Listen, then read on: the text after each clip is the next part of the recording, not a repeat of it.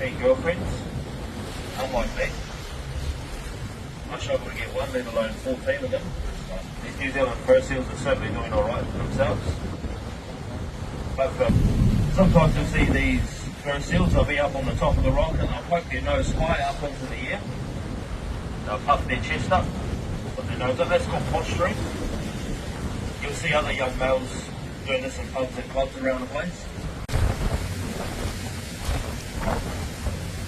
Quickly over here in Akaroa and around the Banks Peninsula region. There's a few thousand of them scattered around. It's quite a training privilege. The amount of times we have mainly because of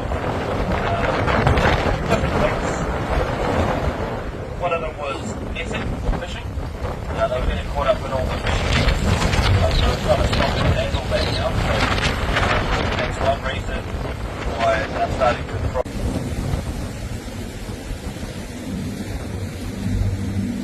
Increase to the extent that they're now no longer an endangered species.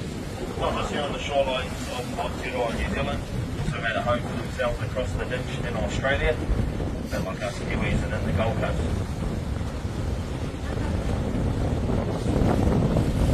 Lots of locations around New Zealand, there's different rock content, rock base. Something else is made up of more softer sedimentary rock, greywacky and schist, things like that. It's rising but eroding at the same rate, like the down in Fjordland. Just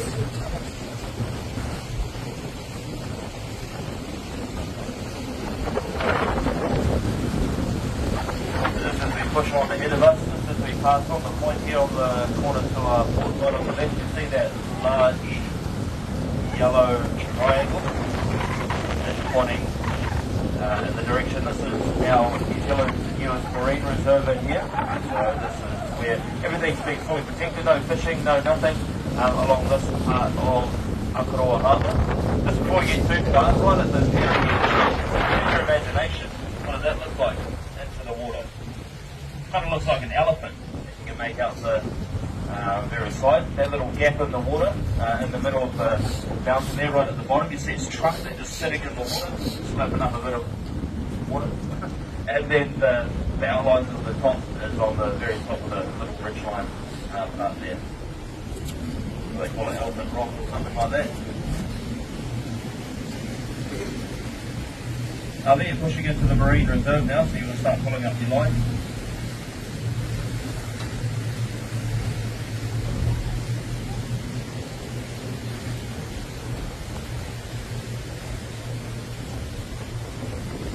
And these marine reserves that have been put in place all around the country in particular, or in fact that does a really good purpose for our marine life.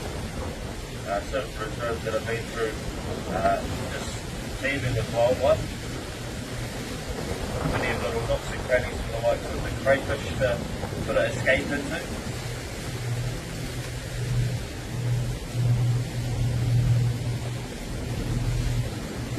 Maybe all the older wine or fish make their way over here, they're a bit more clever. Some of the kite wine or seafood that you'll be after in New Zealand, palma or abalone. That's probably not what you're in for. What you're trying to look for is your little Mickey Mouse here.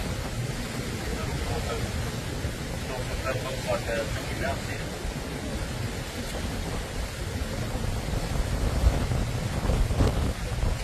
Don't know who Mickey Mouse is, maybe I'm posting here. Calvin's favourite maybe.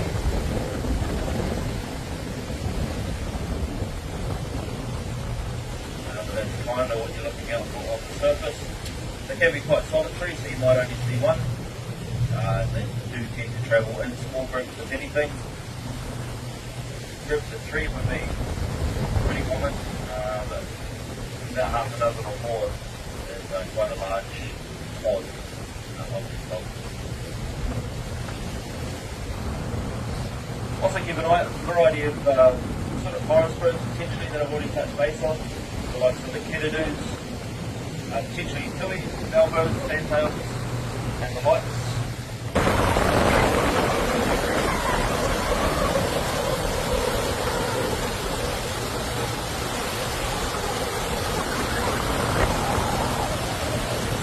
it is a coastal inlet, so things can pop up from time to time, tourism with the shot being out here.